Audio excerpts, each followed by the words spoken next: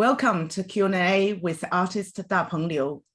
I'm Professor Jing, Director of the Institute for Australian and Chinese Arts and Culture at Western Sydney University. I'd like to acknowledge that this conversation is conducted on the land of the Darug people with the Darug Nation and pay our respect to the First Nations elders, past, present, and emerging. Dapeng Liu was born in Beijing in 1982.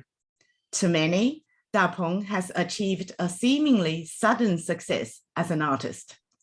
He came to settle in Australia in 2007 and enrolled in a master's degree in art history at the University of Sydney. He did so well that he achieved the Australian Postgraduate Awards to go on his PhD studies in 2012. And his research interest was in Chinese art history. APA is a scholarship from Australian government awarded to students of exceptional research potential. His PhD research went very well, but 3 years later in 2014, at the age of 32, he decided to discontinue his PhD studies to become a full-time artist, after he got into top 6 of the finalists for the Archibald Prize. He went on to be a finalist in Sulman Prize in 2015, a finalist in Mosman Art Prize in 2017, and a finalist in the Archibald Prize again in 2021. We have just found out that his entry into the Archibald 2022 got him into the finalist yet again. These prestigious awards have clearly recognized Dapeng's outstanding artistic talent and creativity. Even if you may not know who Dapeng Liu is, if and once you see his paintings, you won't be able to forget, as his style is very unique and distinctive. His colors, compositions, shapes, and forms, his imagination and perception are both striking and nuanced. While his artworks are often surprising, they also speak to and readily resonate with many viewers. His artistic probe into reinventing the traditional Chinese landscape painting, infused with his own storytelling, is marked by his deep thinking, precision, and his subtle sense of humor. You may be wondering how this artist Dapeng Liu seemingly emerged from the middle of nowhere to create amazing works of talent. How did he transit from an art scholar to a fully fledged artist? Where does he draw his inspiration for his art? What are his artistic pursuits? And what is he like as an artist and individual? Let's find all this out in my Q&A with Dapeng Liu. Dapeng, welcome to the Q&A. Hi, thank you. Thank you, Professor Han, for having me here today. And hello, everyone. Great. Let's start with questions. Firstly, your name. Your name, Dapeng. Dapeng in Chinese, as we know, refers to a giant mythical bird whose wings, when stretched out, are like clouds covering up the whole sky, and it can fly as high as over and above the clouds. Did your parents name you Dapeng with these great expectations? Well, talking about my name, it was actually my grandpa who named me Dapeng. As for the meaning of my name, exactly like you said, it carries great hopes from my grandparents and parents that I can fly high and make good achievement in my life. Well, the name Dapeng itself was first recorded by a Chinese philosopher, Zhuangzi, in more than 2,000 years ago. That was a giant bird transformed from a giant fish and had incredible ability to fly. Okay, up to here, this is a familiar story to many people in China, or those who love Chinese culture, including myself, for many years. However, what I now found really interesting is that there is another part of this story that has not been discussed or understood enough. It is like right after Zhuangzi had written about this giant bird, he started writing about a cicada and a pigeon. The whole point of Zhuangzi is not to praise how great the giant bird is comparing to the small creatures, but to suggest that no matter how big or how small you are, there are always limitations to yourself. Only when that we can start caring less about the physicality and materiality, we can then find peace in our heart and know where we belong and eventually find our freedom. So I think I started to like my name more after I realized that. That's so interesting because the name in Chinese particularly carry meaning. So it's great to know all these underlying meanings and extended meanings as well, and keep extending. Yeah. So yeah, it's very interesting. And my next question, you were born in Beijing in the early 1980s. What was it like growing up in Beijing in the 80s and 90s? Yes, I was belong the earliest to be born under the one-child policy.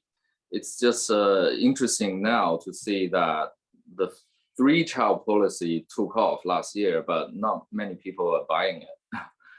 Anyhow, 1980s was the first decade after China opened up, and most of my memories of the 1980s and 1990s were just routines of my daily life, school and family life. Nothing really special if I just roughly think about it. Only when I start looking back to those 2 decades now with some knowledge of the history before that time and what things were like after that, I can see a clearer picture. I think life back then in Beijing was more peaceful than previous decades, without political turbulence and all that, and simpler and healthier than nowadays, because life was just not that complex back then. Although that time lacks of the abundance of material possessions of what people have now. I also want to point out two things, which is the internet and the influx of Western commodities and culture that I think has a great impact to my life back then. Both of those two things led to the growing of information and opened up my eyes and mind. I remember the sound of dial-up internet from my old computer, and how I and my friends wrote down and share web addresses. We used to write down all those web addresses on notebook and pass them around. I also remember going to a black market just to search for rock and roll CD albums.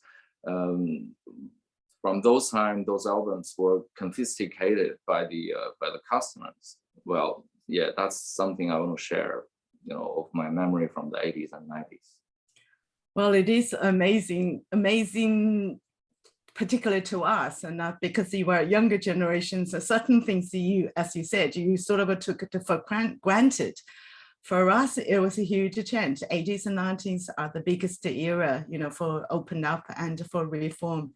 So yes, all this dial-up internet and CDs of rock and roll. Yeah, pop culture. Pop culture from Western countries. It was just such an outbreak for us. Yeah, and a bit overwhelming. Yeah. Indeed. I would like to know who had the biggest impact and influence on you in your adolescent years. Mm-hmm. So I always find a bit difficult to pinpoint something or someone that is my favorite or most important to me. I think it is always a mixed group of factors that affects the outcome. However, talking about my adolescent years, I think my family influence always plays an important role. In my case, my father started teaching me drawing from life when I was 4 years old.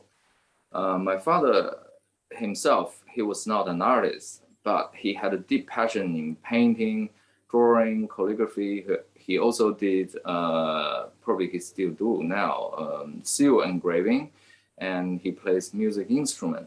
So all of that has visual or sensual impact in my childhood. And an interesting piece of history is that my father, when he was in his primary school age, was taught how to draw and observe from life by a neighbor, my father's neighbor, who was a well-established artist. His name was Sun Zhijun. Sun was among the first generation of Chinese artists trained in Beijing in Western style art, because that was in the Republican period. He graduated in the 1920s, this artist, from the National Peking School of Art, which is now the Central Academy of Fine Arts in Beijing. Tragically, Sun committed suicide in the 1960s during the outbreak of Cultural Revolution, and is not widely known today. Nevertheless, what fascinates me is that the fact that how Sun has opened doors to the world of art for my father, and many decades later, my father passed that to me and influenced me. It is not just how my father led me into drawing in an early age that is important, not just that. Looking back into my childhood, it was always some visual experiences or impact that left the longest lasting memories for me. I visited the National Art Museum and Palace Museum a lot of times. And from what I can remember, I actually don't remember those artworks I saw a lot, but I only remember the exhibition halls were so dark for a child like me. Perhaps the imageries I read in books influenced me more. My father had a collection of art books. I think all kids love flipping through a book and looking for interesting pictures. And that was exactly what I did. I remember a book that I browsed many times, which is a book on the 1985 New Art movement in China. I still remember the dramatic light and shadow and vividness of human skin when I first saw a picture of a painting by Rubens from a book I read. I also remember how amazed I was when I saw pictures of Le Corbusier's architectures, which are so different to the architecture at that time I saw in China. So yeah, this is my answer. It's a great. Now, it seems to me, your father has great talents, great artistic and music talents, just may not have the opportunity to realize them.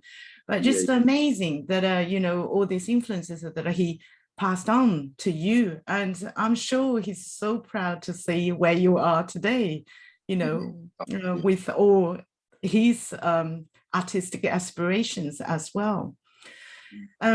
For high school, you went to New Zealand on your own. Why? And you then attended Northumbria University, Newcastle. What did you study? Yeah, so I went to the, not the entire high school period in New Zealand, but the last 1.5 years, I entered to a New Zealand high school. I think it all started when I was in primary school. Because from that time, my mom started occasionally traveling to overseas for work. Since that, my biggest dream was to go on an aeroplane, not really to live or to study in an overseas country, but actually to go on an aeroplane. Perhaps that's a key reason making me want to study overseas. But it sounds like I'm kidding now, but that was what I was thinking back then.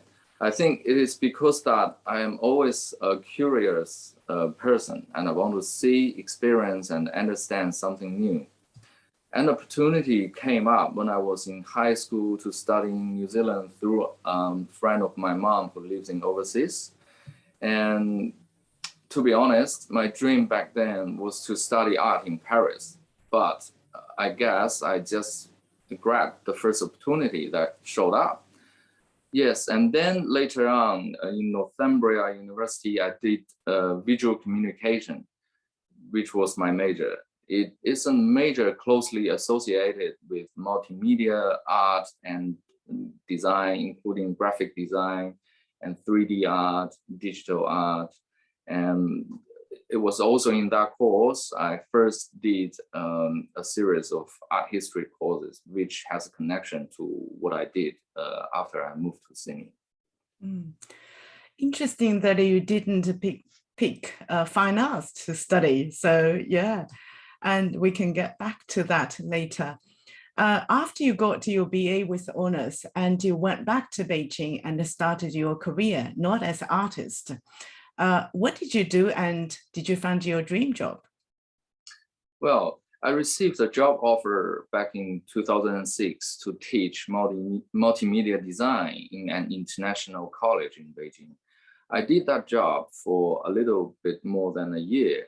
And apart from teaching at that time, I also started doing commercial design projects for corporations and or private sectors, such as like branding design, animation, graphic design, and so on. I do love teaching, but I had mixed feeling towards the commercial design part of experience that I had. I felt that there were too much repetitive works and I didn't learn as much new things as I expected. I think for a lot of young people at that age in a creative career will share similar thoughts. Well, it seems to me that your career path is through elimination. You know, you figured out what you don't like. Yeah, it's interesting that you're always interested in this freedom expression of yourself. So that kind of showed the future direction that you're going to go on to. Perhaps. Yeah. So you came to Australia in 2007 to live and study. Why did you choose to study Chinese art history in Australia? Can you tell us one or two most enlightening things you've learned about Chinese art history? Yes. So the easy answer to the first question is that I love art. I've been drawing and painting for many years. And in the same time, I also love history. That's why I picked art history for my major. And in particular, I feel close to China's history. However, a crucial reason was when I realized through reading that many leading scholars of Chinese art were not from China, but from countries like USA, UK, and Australia. And their researches and studies often offer insights and ideas that I have never thought about. So it was at that point when I realized that I had the idea of doing art history in a university in Australia. And the most enlightening things I learned from my study was I always feel so blown away by the level of communication between the East and the West during the Middle Ages. That's what I found out when I did my master's research, which was a topic on pre-modern Buddhist art in China. So we all know that Buddhist art was not originated in China, but imported from India, and which will generate a lot of studies about the cross-cultural communication through Central Asia and even between Europe and Asia. So there was Roman glassware excavated from Han Dynasty tomb, depiction of ancient Greek columns and Persian floral patterns found in Dapeng Buddhist caves. All of those really fascinated me. And apart from this, there's another thing I want to mention is the history of how a generation of young Chinese artists introduced modern art to China from Europe, America, and Japan in the early 20th century. That was my subject for my PhD studies. So yeah, I always found those part of history interesting and fascinating. It is fascinating indeed. And I suppose it's a part of great benefits of international education. That's often people wondering, you know, why Chinese students go overseas to study. I mean, these benefits are huge. And also, interestingly, you say that you study Chinese art history in Australia. It's like you are standing back in the other people's boat to look at the boat you were in before. So you would actually be able to see more things than when you are in that boat. So yeah, it's quite interesting. And what you say about the Chinese art history and the young artists to bring the new ideas to China, it's fascinating. So obviously you were doing very well with your PhD studies, but in 2014, why did you all of a sudden quit your PhD studies and decided to become a full-time artist? What made you so convinced that you couldn't make it as an artist? At that time, I made my decision to suspend my PhD studies. I was not fully convinced at all that I could make it as an artist. I just wanted to give it a try and see how things go. It all began like this. Not long after I moved to Australia in late 2007, I discovered the Archibald Prize exhibition because I always love visiting museums and art galleries. I enjoyed seeing the exhibition and decided to try entering the prize while I was still studying at the University of Sydney. I've entered works in a couple of times through different years, but seeing no result. Until 2014, that the portrait I did for Cao Yin, curator of Chinese art at the Art Gallery of New South Wales, was selected to be hung and also shortlisted as one of the top 6 paintings. Sometimes life is funny that I got to know Yin through my research studies that made me become her intern, but I also suspended my research study because of the portrait I did of her. After the achievement I made in the Archibald Prize, I was approached by art dealers and people want to work with me in the art. I think at that point, it was a crossroad for me, and I chose art. Well, obviously you are a quiet achiever, you know, with a quiet confidence or determination and both. So people may not be able to see at first glance. And also you have Cao Yin now to be grateful, you know, for looking back and how successful you are as an artist of the decision that you made. Although it's a great loss, you know, to the art history scholarship academics. But hopefully you maybe one day you go back to finish your studies. Who would never know? I also have a question for your landscape paintings because they are really beautiful and quite unique. At first glance, they are just landscapes, quite unique. But at a closer look, one can notice many little but precisely painted details, such as Australian native trees, little people, houses, bridges, buses, etc. Those paintings seem to say that nature is big, individual lives are small. What is the reason behind that? Well, the reason comes from a traditional thought embedded in Chinese landscape painting and, of course, other forms of Chinese art and culture. It's a philosophical thought that explains the connection and the unified relationships between heaven and man. I remember the strong reaction I had when I saw a large Ming Dynasty scroll of landscape painting in real life, in person, in the museum. Standing afar, I saw mountain peaks from bottom to top in a full view, but getting closer, I kept discovering those little houses, bridges and figures and animals, like they're living their life in the painting, in different parts of the painting. It felt like the artist had created a world on paper, and those lives together with the landscape is a realm of timeless eternity. So in my paintings, especially in my earlier works, I benefited a lot from this thought. I have added many elements into my paintings, elements that represents the East, the West, the new or the old, such as like you said, I drew a lot of native Australian fauna like eucalyptus trees. I was so interested in eucalyptus trees, but not from the very beginning of when I arrived in Australia, because as we all know, eucalyptus trees or gum trees, they look so different to the trees in Northern Hemisphere, like to the straighter pine trees or other form of trees. But I slowly developed a love towards gum trees because I realized the curvy shapes and the fact that the tree leaves are not so dense. It's just so good for me to draw them and apply them to my landscape painting because the audience and people are able to see through from the hollow part of the tree and have a glimpse into the backdrop landscape.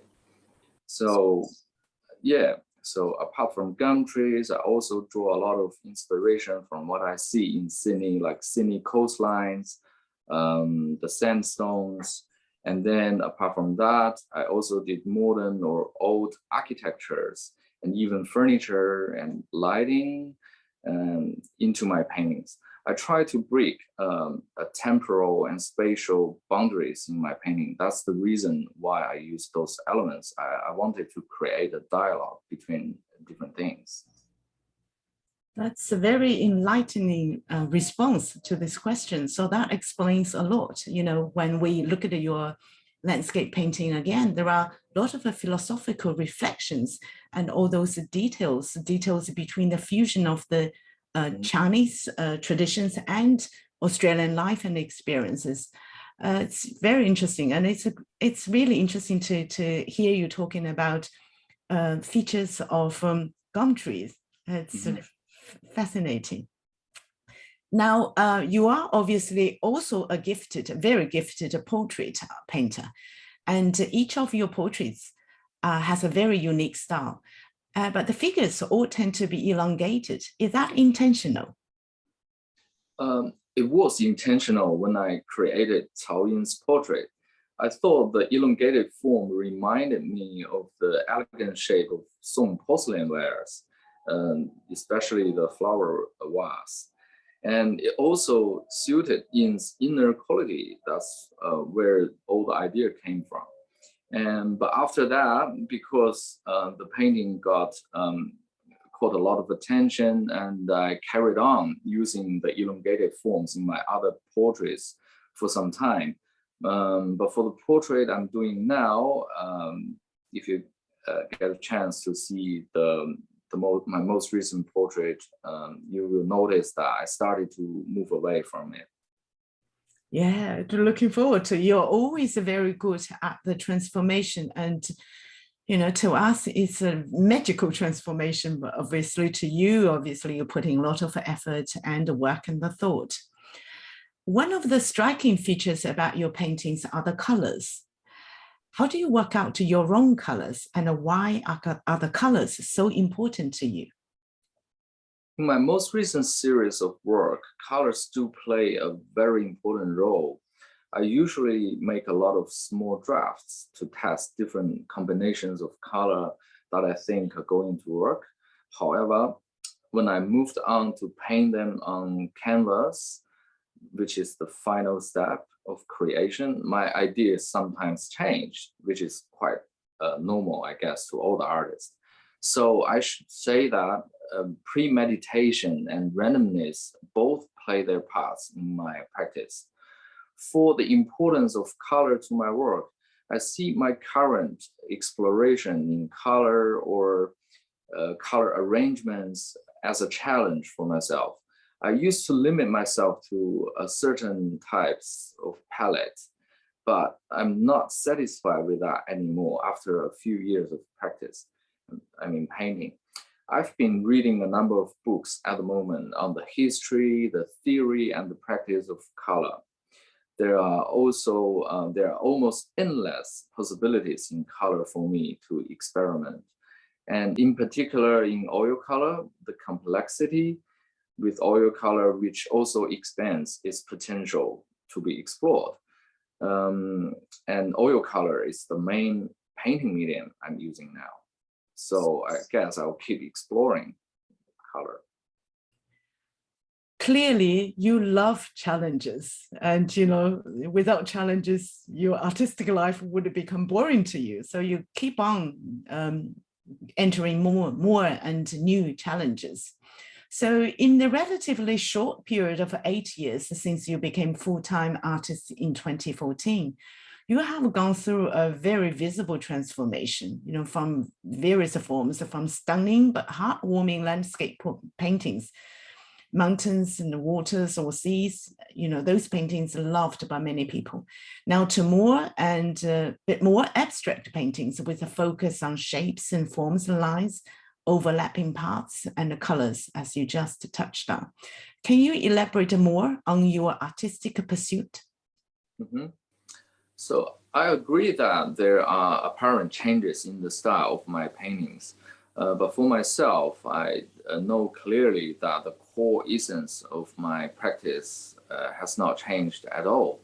That is the use of 散点, which is a Chinese word, and in English it's better explained as scattered perspective technique, which is different to the single focus point perspective developed in Europe, in Italy, in the Renaissance period. And so I was trying to use scattered perspective, 散点 perspective, to enable a dialogue between different dimensions. Because from the use of that, it looks a bit surreal to the realistic point of view, which I believe can arouse more space and room for imagination. So following this direction and within such a framework, I have explored different styles during the past 8 years. I have tried both the premeditated and more spontaneous ways of painting. I have made adjustments between representational and less representational depictions. I failed a lot, of course, and I wasted a lot of paint, which is the heartbroken part of my experience. But I also had satisfactory moments too. To summarize the changes I made over the years, I have minimized a lot, abandoned a lot of things, but also adding more attention to composition and color arrangement. My most recent artistic pursuit is that I try to withdraw myself from manipulating what stories my paintings should be telling and what sort of atmosphere audiences should be looking at. I only focus on color and composition, and I want to leave the rest to the audience. That's why I sometimes will repeat the same composition of landscape in different panels of work, but I just change the geometrical shapes and colors that I apply to the same composition of landscape, and they are going to end up in completely different result. To maintain your success and to be a successful artist, obviously you are very courageous, have a lot of courage, and to start with, to challenge yourself and to get into more new explorations. It's quite inspirational to hearing your artistic pursuits. So I'm wondering, where do you draw your inspirations? Yeah, I think my inspiration always come from a lot of different directions. Simply says, my inspiration are often drawn from the books that I'm reading and the movies and even music I listen to. And of course, one of the most important part is the other artists' works, because that represent the other artists' mind flow in there. And as well as the light and color I see in daily life, because I think the changing of light in the day is the most amazing part, that with the same scenery or landscape, but with a completely different lighting condition, it looks so different. And most amazing part of light is how it changes the landscape and scenery, the same landscape and scenery, that is going to cause completely different emotions and feelings for people to have. And for example, I sometimes see the light coming in from, I don't know where, probably a gap of a window in my house, and then leaving a light drop, a shape of reflection on the furniture, on the carpet, or somewhere on the wall, and which the shapes are usually quite abstract. So I got a lot of my inspiration in my new series from that. It's a fascinating. I think that explains why people love art. And it's because we can see the world afresh from many perspectives in artist eyes, because artist eyes, they catch or they pay attention to things that we may not see as a non-artist. So it's really fascinating to bring back the many dimensions of the world that we all live in the same world we live in, but artists look at them in a different way and a different light. It's fascinating to see how they see the world and how they reflect that in their artworks. As everyone in their profession, we all have our biggest fear. And I used to be a broadcaster presenter. My biggest fear is I woke up too late to get ready for the broadcasting on air. So that has always freaking me out. I had frequent nightmares about waking up late, which I didn't. So I really would like to know, what is your biggest fear as an artist? Well, the first thing came into my mind is just my biggest fear was not being able to feed my family, because that's the reality of my life now. And I'm working as a full-time artist, so I think there is quite a bit of financial pressure. Although I've been doing okay for the past few years, but still, like I said, if you, Professor Han, you dreamt about being late to those occasions, I sometimes in my dream it will be probably I can't sell as many paintings as I expected in the exhibition, or then I have bills to pay. So that's part of my fear. And of course, another part of the fear is in the creation itself, that because ideas is constant, even like we just talked about, even in dreams, it doesn't stop. And my ideas towards what should I do in my painting, is the new style gonna work out? When I'm saying workout, I didn't mean to be successful from the sales point of view, but to satisfy my own eyes, because that's always something I worried. And I usually is quite judgmental. I usually am quite judgmental to myself, to my own works. So I think that my fear came from these two areas. It's so important to see an artist as a human being, and also clearly the striking the balance between successful commercially, financially, and also pursuing your own, true dream as an artist. The balance is not easy to strike. I remember once I heard Guan Wei saying the similar thing. You are pleased when the paintings are selling well, but in the meantime, you don't want to be selling too well or commercially. So the balance is really hard to strike. Now we come to a few multiple choice questions. So the first one is, what matters to you? A, to be true to yourself. B, to be successful. C, to make a difference. D, to be happy. E, all of the above. F, none of the above. Please specify. Well, that's a very interesting multiple choice. And I think my choice will be A, to be true to myself, and C, to make a difference, especially in my works, and D, to be happy, because I struggle a lot in the exploration. That's a great answer. That's a great answer. And I can see all this, all of you in all these answers that you pick. Next multiple choice question. Who do you think you are? A, determined. B, interesting. C, idealistic. D, focused. E, easygoing. F, other. Please specify. I think I will go with A, determined, especially thinking about my painting, the process of creating different styles. I think I'm quite determined.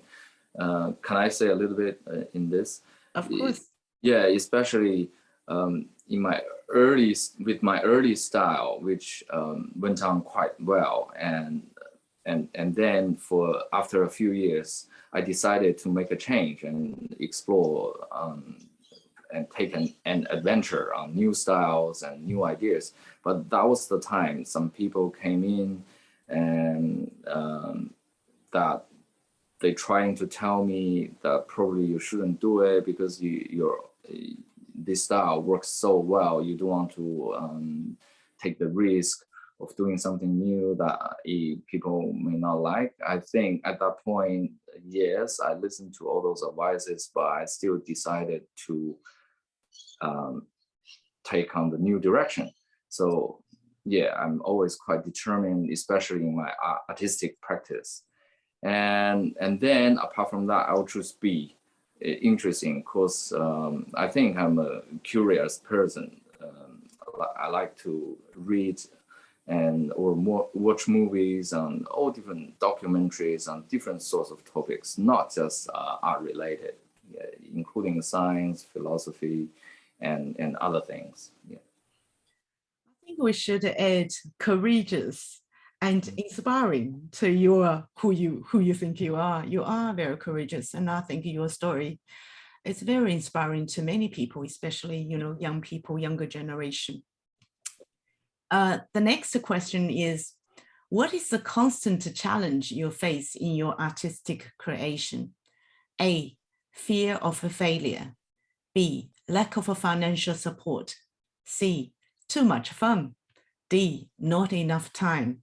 E, constant disruptions. I will choose B, lack of financial support, like we have discussed before, although I'm still surviving now. And then I'll choose D, not enough time. Yeah, I always find just, we only have 24 hours a day. That's really not enough in artistic creation, especially I have to have enough sleep to support my daytime work. And also I have 2 kids. I need to share family responsibilities. I'm happy. Yeah, I'm really happy to spend time with my children, but in reality, it is a sacrifice to the work. But I think for everyone, it's important to find the balance between, the family life and your career. And then I'll choose E, constant disruptions. That also comes from the reality that I work from home. So I have a studio attached to my house, and it's it comes in 2 sides. The result, it has benefits, but it also has disruptions to me. But I have learned through the years to live with it quite well now. Yes, life is challenging, and I think particularly for artists, because financial support is very important, which I heard from many artists. And not enough time. Yes. Last question. Do you have any plan or set your goals for the next 5 years? Not really. I don't really have specific goals, and I quite agree with some of the arguments I read before that if artists have a very clear goal where they should go, you eliminated a lot of possibilities that may came from nowhere. So no, I don't really have specific goals, but I do have a vague goal in my practice, which is I want to be more satisfied with my own works. Because like I said before, that I am quite judgmental to my own works. I always feel not satisfied with them. And so I think that is my goal. I want my new exploration to satisfy my own eyes, and so that I will have I will have the foundation to keep working into the next stage of my creation. Well, I'm not surprised by your answer of having no set goals, because that's really fits your love for Chinese philosophy, especially Taoism. You know, so 无为而无所不为. So when you do not have any ambition, you actually not limited by any effort to achieve a certain ambition. So you can really achieve anything and everything. Hopeful. Yes, and I think yes, you should not be so harsh on yourself. But you know, and I think the great people are, the more critical of themselves or their work they are. Thank you so much, Dapeng, for your very frank, insightful, and enlightening answers. You are, as I just said, an inspiring, inspiring artist for many young people, especially. So thank you so much. Thank you, Professor Han, for having me.